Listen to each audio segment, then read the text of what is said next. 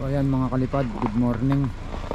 So napakadilim pa, alas 5 pa lang dito sa Canada. Ayan, naglinis ako nung sasakyan.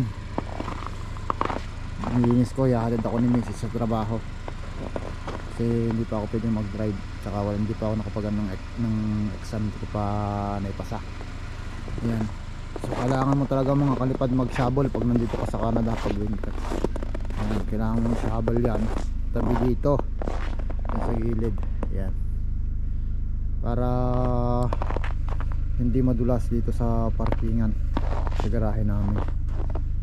Ayan, yan, sinabel ko kahapon, sinabel ko din, pero nagsabel ulit ako kasi meron na namang snow na naman, pero hindi na makapal, hindi kagaya kahapon ng kapal.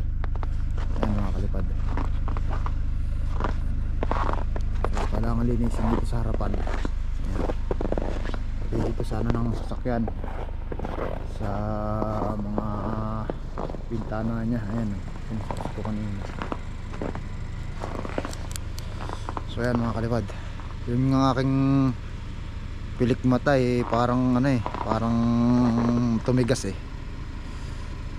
Ayan, ganito sitwasyon dito sa sa Canada pag winter, maraming trabaho.